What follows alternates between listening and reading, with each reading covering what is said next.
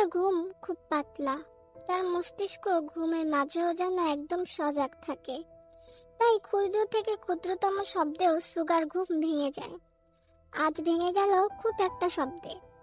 সুগা ঘুম কাটিয়ে বিছানায় বসে খেয়াল করলো অন্ধকারে কেউ যেন তার ঘরে দাঁড়িয়ে। সুগা বুঝতে পারে মানুষটা কে। ইয়ুনজিন। সে বিছানা ছেড়ে উঠে ঘরের লাইট জ্বালিয়ে দিল। তুমি এত রাতে এখানে কি করছো? তোমার কাছে আসতে হলে এখন অনুমতির প্রয়োজন আমার। সুগা কিছু বলে না, চুপ করে তাকিয়ে থাকে বাহিরের দিকে। শুনলাম আজকাল পুরনো বন্ধুদের সঙ্গে দেখা করছো সুগা। করছি, তাতে কোনো সমস্যা? সমস্যা কিছুই নেই, শুধু ভুলে যেও না তুমি কে আর ওরা কে। তোমাদের মাঝে এখন একটা বিশাল পার্থক্য আছে। তুমি 5 বছর আগের মানুষ নেই। আমি তা জানি, জানলে তোমার জন্যই ভালো। আমি তোমাকে বড্ড বিশ্বাস করি সুগা। তোমার হাতে সবকিছু ছেড়ে দিয়েছি। সুগা কিছু বলে না, বিছানা ছেড়ে উঠে ব্যালকনির সামনে গিয়ে সিগারেট ধরায়। ইয়ুনজিন তখনও বলে গেল, তোমাদের দেখা সাক্ষাৎ কেমন হলো সেটা তো বললে না। ভালোই ছিল, জাংকুক যা করতে চেয়েছিল তা করছে, তবে জিহব যে এই পথে আগাবে আমি তা কখনো বুঝতে পারিনি। ইয়ুনজিন এবার অট্টহাসিতে মেতে উঠে বিছানা ছেড়ে বসে বলে উঠল, সেটা তো ওরাও বুঝতে পারেনি কখনো তুমি এই পথে আগাবে। তুমি ড্রাগনের ডান হাত হবে। তুমি কি কখনো ভেবেছো সুগা তুমি এই পথে আগাবে? সুগা একেবারে নিশ্চয় 5 বছর আগে নেওয়া একটা সিদ্ধান্ত তাকে এখানে টেনে আনবে সেটা কখনোই সুগা ভাবেনি। সুগার ভাবনায় ছেদ পড়লো ইয়ুনজিনের কথায়। সে বলে উঠল, তোমার কাঁধ এখন কেমন আছে? সুগা এবার একেবারে ইয়ুনজিনের চোখের দিকে তাকালো, তারপর দৃঢ় কণ্ঠে বলে উঠল, তুমি ঠিক কি বলতে চাইছো পরিষ্কার করে বলো। ইয়ুনজিন সুগার হাত থেকে সিগারেটটা নিয়ে নিজে এক টান দিয়ে বলে উঠল, তেমন কিছুই না। যখন তোমার পাশে কেউ ছিল না তখন আমি ছিলাম। এখন তোমার মনে হতে পারে তোমার মাটি শক্ত, কাঁধে জোর হয়েছে, কিন্তু আসলে তুমি যদি তা ভেবে থাকো সেটা কিন্তু বড়ই ভুল ভাবনা সুগা। হুমকি দিচ্ছ তুমি? এতগুলো বছর পর আমি তোমার হুমকি শুনতে মতো রাজি। ভুল বুঝছো সুগা। জানো তো আমার ছোটবেলা থেকে একটা ক্ষমতা আছে, মানুষের দৃষ্টি পরিবর্তন আমার চোখে ধরা পড়ে। তোমারটাও ধরতে পারছি আমি। তবে মাথায় রেখো সুগা, যে দিতে পারে সে কেড়ে নিতেও পারে। মানুষের শরীরে একটা অঙ্গে পচন ধরলে সেটা কেটে বাদ দিতে হয়, এবার সেটা যতই গুরুত্বপূর্ণ অঙ্গ হোক না কেন সুগা। সুগা ইয়ুনজিনের চোখের দিকে তাকিয়ে, কি হিংস্র একটা চাহনি। লোকটা সুগার কাঁধে হাত দিয়ে বলে উঠলো আবারও, মনে রাখবে তুমি যে পথে এসেছো তা অন্ধকারের জগৎ। এখানে আসার পথ আছে, ফিরে যাওয়ার পথ নেই। যারা চেষ্টা করেছে তাদের হাল তোমার বাবার মতো হয়েছে। মাথার ভিতরে ঢুকিয়ে নাও সুগা। কথাগুলো বলে ইয়ুনজিন ঘর ছেড়ে চলে গেল। সুগা ফ্লোরে বসে পড়ল হাঁটুতে মাথা ঠেকিয়ে। তার নিজেকে পাগলের মতো লাগছে। জীবনের কোন পরিস্থিতি এসে পড়েছে সুগা? কখন এসে পড়লো সে? সুগা নিজেও জানে না, বুঝতে পারছে না। তের জীবন বেশ শান্ত কাটছে, তবে তার মনে অশান্তি বিরাজমান। কিছু প্রশ্নের উত্তর তে পেয়েও পাচ্ছে না, অথচ সেগুলো পেলে তের মনে উচাটন মিটত। সবকিছু একটা সরল রেখার সমীকরণে দাঁড় করাতে পারত তে, তবে সেটা করা সম্ভব হচ্ছে না, কারণ লি মিনহো তাকে এক দণ্ডের জন্য চোখের আড়াল করছে না। কেউ না কেউ সর্বক্ষণ তের আশেপাশে ঘুরঘুর করছে। সেই ওয়াশরুমের ঘটনার আজ 2 সপ্তাহ পার হয়ে গিয়েছে। ইউরি কাজটা করেছে সেটা প্রমাণিত হয় কলেজ থেকে তাকে 6 মাসের জন্য সাসপেন্ড করা হয়েছে। ক্লাস চলছে জেহপের। জেহপ বরাবরের মতনই হাসি মাখা চেহারায় কথা বলছে। ক্লাসের অধিকাংশ মেয়ে সেই দিকে তাকিয়ে। এদিকে আইয়ুর নিজের অজান্তে মেজাজ খারাপ হওয়ার উপক্রম হয়েছে। কেন বুঝতে পারছে না, তার ক্লাসে মনোযোগ নেই। বারবার সে নিজের মোবাইলের দিকে তাকাচ্ছে, কারণ ফোনের অপেক্ষা করছে যেন আইয়ু। জেহপের নজরে বিষয়টা আসে। জেহপ আইয়ুকে দাঁড় করায়। মিস আইয়ু, এতক্ষণ আমি কি বোঝাচ্ছিলাম বলতো? আইয়ু বোকার মতো জেহপের দিকে তাকিয়ে থাকলো। সে বলতে পারবে না, কারণ তার মনোযোগ ছিল মোবাইলের দিকে। তবে জেহপের ধারণা একটু ব্যতিক্রম হলো। সে ধরে নিল আইয়ু সুবিনের সঙ্গে কথা বলছিল। সুবিন আজ আইয়ুর বাম পাশে বসেছে আর তে ডান পাশে। তে যদিও নোটস নিতে ব্যস্ত, তাই সেদিকে তের খেয়াল নেই।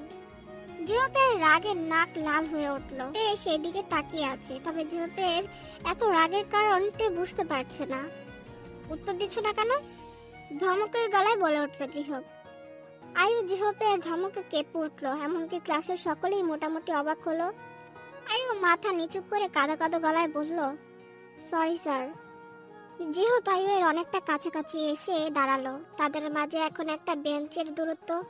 জিহব আয়ুয়ের খাতার উপরে ঝুঁকে পড়লো, ফলে দূরত্ব আরো কমে এলো। আয়ু এবার রীতিমতো চমকে তাকালো জিহবের দিকে, যেন সে ভূত দেখেছে।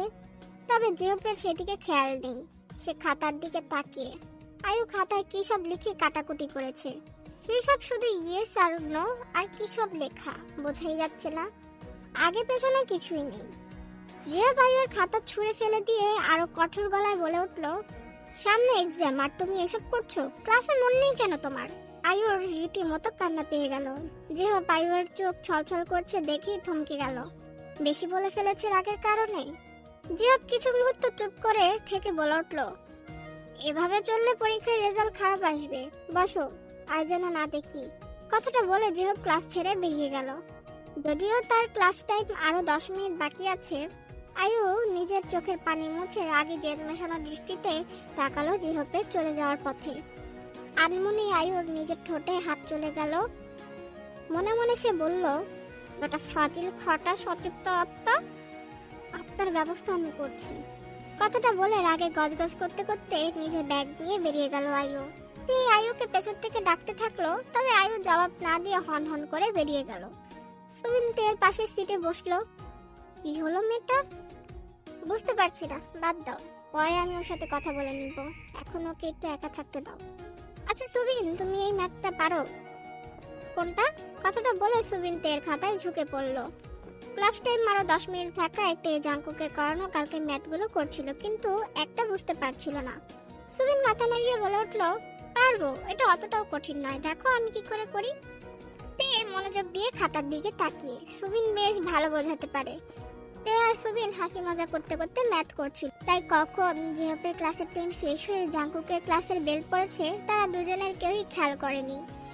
এদিকে জাঙ্কুক যথাসময় নিজের ক্লাসে উপস্থিত হলে এই দৃশ্য দেখে তার মাথায় বাজ পড়ার মতো রাগ ফেটে পড়ল। রাগে তার চুল শক্ত হয়ে গেল। দাঁতে দাঁত চেপে জাঙ্কুক ক্লাসে প্রবেশ করলে সকালে উঠে দাঁড়ায়। সুবিন আর তেও উঠে দাঁড়ালো। জাঙ্কুক তের দিকে অগ্নি দৃষ্টি নিক্ষেপ করলে তে ভয় পেয়ে যায়। সেই দৃষ্টি বড়ই ভয়াবহ। তে কোনো মতে একটা শুকনো ঢোক গিলে নিজের সিটে বসে পড়ল। তবে সে বুঝতে পারে না আজ জাঙ্কুক এতটা রেগে কেন। তে ঠিক করলো আজ ক্লাসে সে অতিরিক্ত সাবধানী হবে। বলা যায় না, জাঙ্কুকের সব রাগ হয়তো তার উপরেই শিলাবৃষ্টির মতো আছড়ে পড়ল। আজ ক্লাস শুরু করলো জাঙ্কুক সূত্র দিয়ে। সে একটা মেয়েকে সূত্র ধরলো। মেয়েটা কিছু মুহূর্ত আমতা আমতা করলো, তবে জাঙ্কুকের কড়া ধমক আছড়ে পড়লো মেয়েটার ওপর। তখনই বেচারি কেঁদে ফেললো। জাঙ্কুক মেয়েটাকে দাঁড় ঘুরিয়ে রাখলো। ক্লাসে 3 পতন নীরবতা। এখন তে সুবিনের দিকে তাকালো। এই বেচারার অবস্থা তার থেকে ভালো কিছু না। সুবিনও ভয়ে ঘাপটি মেরে বসে আছে, অথচ সুবিন তের থেকে ভালো স্টুডেন্ট। তে নিজের কথা চিন্তা করে রীতিমতো কেঁপে উঠলো ভয়ে। ক্লাসের অধিকাংশ ছেলে মেয়ে দাঁড়িয়ে আছে। জাঙ্কুক বইয়ের ঠিক কোন অতল গভীর থেকে প্রশ্ন জিজ্ঞাসা করছে, হাতে কোনো উচ্চ মানের কিছু ভালো স্টুডেন্ট ছাড়া কেউ বুঝতে পারছে না। জাঙ্কুক এবার সুবিনকে জিজ্ঞাসা করছে। সুবিন কোনো মতে একটা উত্তর দিলেও বেচারা দ্বিতীয়টাতে ফেসে গেল। ফলে তার ওপর আছড়ে পড়লো জাঙ্কুকের বজ্র ধমক। সুবিনকে পুরো ক্লাসের সামনে জাঙ্কুক রীতিমতো অপমান করলো। সুবিনের হাস্য উজ্জ্বল চেহারায় তখন বর্ষার কালো আধার নেমে এসেছে। তবে হঠাৎ করে কি যেন ভেবেই সুবিনের চেহারায় সেই মেঘ এক লহমায় সরে গেল। বলাই বাহুল্য, সুবিনের মুহূর্তের এই পরিবর্তনে জাঙ্কুক নিজেও অবাক হলো। কাকে সে কি বলছে জাঙ্কুক বুঝতে পারলো না। সুবিন তো বোধহয় তার কথাই শুনতে পাচ্ছে না। রাগে ক্ষোভে একসময় জাঙ্কুক সুবিনকে ক্লাস থেকে বের করে দিয়ে তের দিকে হিংস্র দৃষ্টিতে তাকালে তের মনে হলো তার প্রাণ পাখি বোধহয় এক্ষুনি বেরিয়ে যাবে। কি হলো, চুপ করে আছো কেন মিস্তে? উত্তর জানো না? তে মাথা নাড়িয়ে না করে মাথা নিচু করে মাটির দিকে তাকিয়ে থাকলো। জাঙ্কুকের রাগে নিঃশ্বাস বন্ধ হয়ে যাওয়া উপক্রম হলো। পড়াশোনা না করে হাসাহাসি হচ্ছে। সামনে পরীক্ষা তোমাদের, তুমি পরীক্ষার খাতায় কি লিখবে মিস্তে? তে কোনো উত্তর দেয় না। জাঙ্কুক এবার কিছুটা গলা নিচে নামিয়ে আনলো। কেন যেন তের ওপর জাঙ্কুক আজকাল কঠোর হতে পারে না, যদিও আগেও পারতো না, কিন্তু ইদানিং সেটা আরো করা যাচ্ছে না। এদিকে জাঙ্কুকের এমন কণ্ঠিতে রীতিমতো ভয়ে কাট। আসলে জাঙ্কুক তার সঙ্গে অতীব কঠোর আচরণ না করলেও অন্যদের সঙ্গে যা করেছে সেই ভয়ে তে কাটিয়ে উঠতে পারছে। তবে এবার জাঙ্কুক সত্যিই ধমকে উঠল। সেই ধমকে তে আটকে রাখা কান্নার ভাত ভেঙে গেল। তে শব্দ করে কাঁদতে থাকুক। এবার বিচলিত গলায় বলে উঠল, কি অদ্ভুত, তুমি কাঁদছো কেন? পড়া পারোনি তাই বলেছি, পরীক্ষায় তুমি কি লিখবে সেই চিন্তায় আমি অতিষ্ঠ। তে এবার কাঁদতে কাঁদতেই বলে উঠল, পরীক্ষার হলে তো আপনি থাকবেন না, সেখানে আমি ভালোই লিখবো, দেখে নেবেন। আমি থাকলে তুমি লিখতে পারবে না কেন? কারণ আপনি খালি আমাকে বকেন, শুধু বকেন। আপনি ভীষণ পচা বাজে। কথাগুলোতে রীতিমতো বাচ্চাদের মতো বলে কাঁদতে কাঁদতে নিজের ব্যাগ ফেলে রেখে ক্লাসরুম থেকে দৌড়ে বেরিয়ে গেল। জাঙ্কুক সহ ক্লাসের সকলে তের এই কাণ্ড দেখে অবাক হলো। পরবর্তী সময়ে জাঙ্কুকের খারাপ লাগলো। নিজের মনে বলে উঠল, না, শুধু শুধু এতটা না বকলেও হতো, কিন্তু আমি কি করবো? দেখো এই সুবিনের সঙ্গে দেখে যে আমার মাথা হঠাৎ করে গরম হয়ে গেল। জাঙ্কুক ক্লাসে বাকি সময় সবাইকে বেশ শান্ত মেজাজেই পড়ানো শেষ করলো। তবে তের জন্য তার মন খারাপ হচ্ছে। এখন তেকে না দেখা অব্দি তার শান্তি হবে না। ক্লাস শেষে তের খোঁজে যখন বের হবে তখন তার সামনে পড়লো লি মিনহু। লি মিনহু দেওয়ালে হেলান দিয়ে দাঁড়িয়ে, ঠোঁটে মুচকি হাসির রেখা। জাঙ্কুককে দেখে এসে বলে উঠল, কি, কোথায় যাচ্ছ জাঙ্কুক? জাঙ্কুক কিছুটা অপ্রস্তুত হয়ে পড়ল। লি মিনহু বোধহয় এতক্ষণ সবটাই দেখছিল। লি মিনহু বলে উঠল, উত্তর দিলে না যে? কাজে যাচ্ছি। ও আচ্ছা, তা আমার বোনটিকে অযথাই বকলে কেন? ও পড়া পারেনি তাই একটু ও আচ্ছা, তবে আমার যে মনে হলো কে একজন জেলাসি ফিল করেই।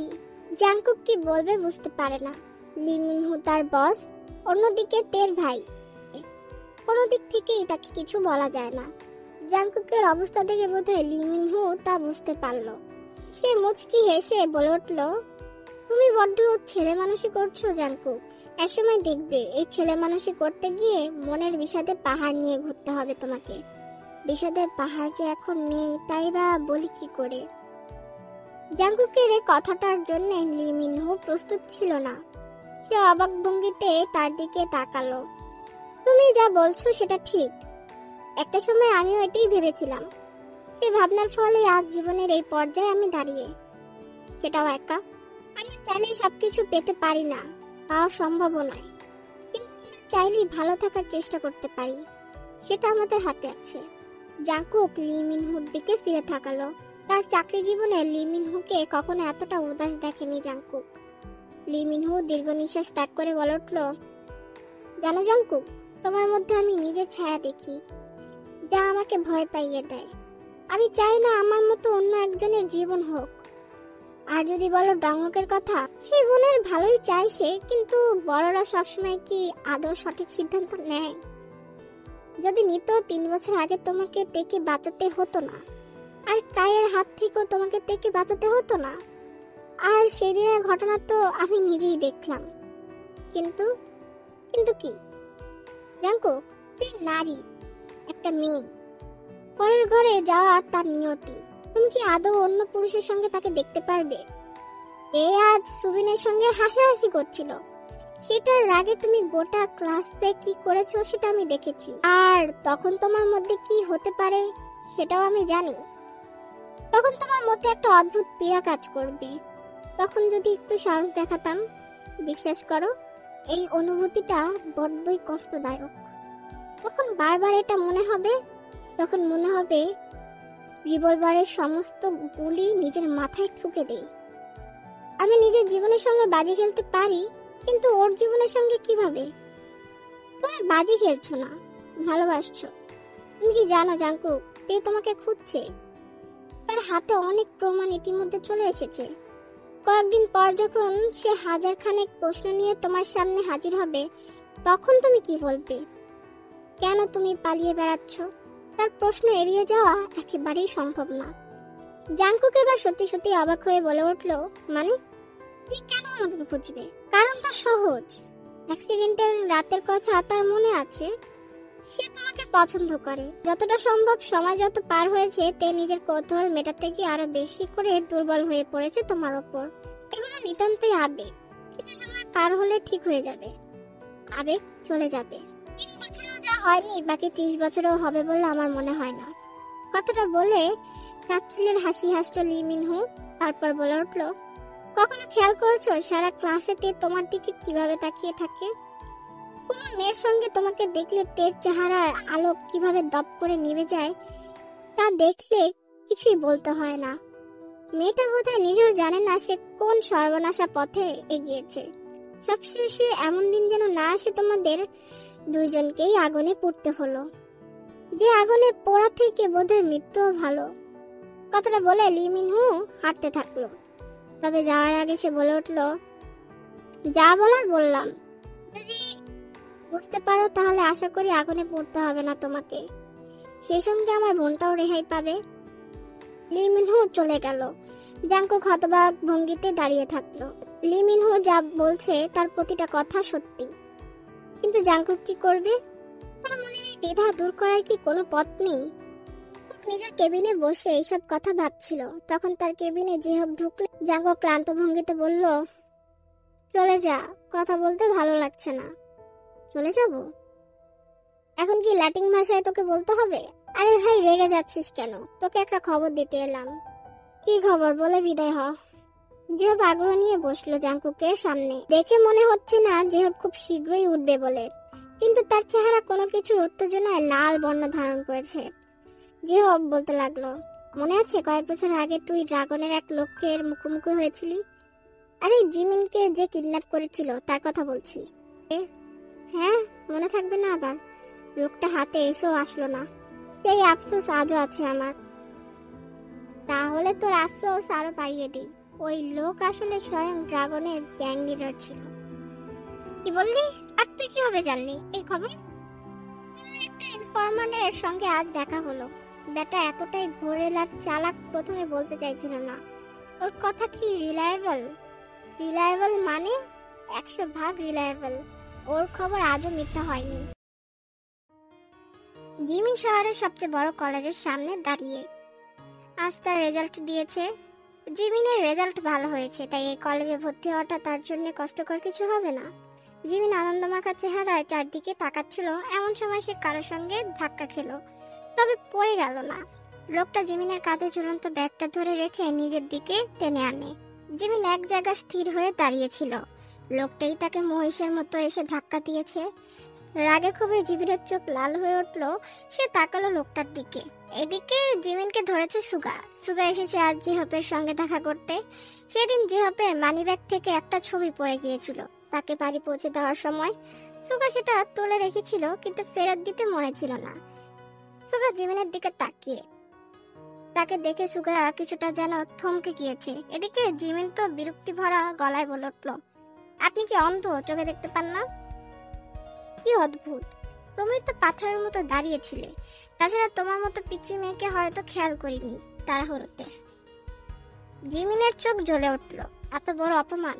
কি বলেন আপনি? পিচ্চি মেয়ে বললাম। আচ্ছা যাই। কথাটা বলে সুগা দ্রুত চলে যাওয়ার জন্য পা বাড়ালে জিমিন খপ করে সুগার শার্টের হাতা ধরে টান দিল।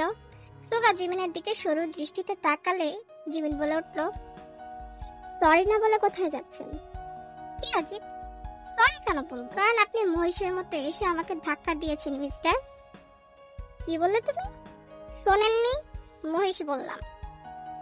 সুগা হতভম্ব দৃষ্টিতে তাকিয়ে রইল জিমিনের দিকে। একটা মেয়ে অপরিচিত এক লোকের সঙ্গে এভাবে কোমর বেঁধে ঝগড়া করতে পারে? জিমিন সুগার দিকে কঠিন দৃষ্টিতে তাকিয়ে। সুগাও জিমিনের দিকে তাকিয়ে, কিন্তু সেই দৃষ্টি কঠিন নয়, অদ্ভুত অন্য ধরনের এক দৃষ্টি। সুগা মনে মনে কিছুটা হেসেই ফেললো। নিজের হাসি অনেকটা চাপিয়ে রাখলো আর বলে উঠল আনমনই, এই মেয়েটা 2 বছরে একটু বদলায়নি বোধ হয়, এখনো সে আগের মতোই ঝরগটে আছে।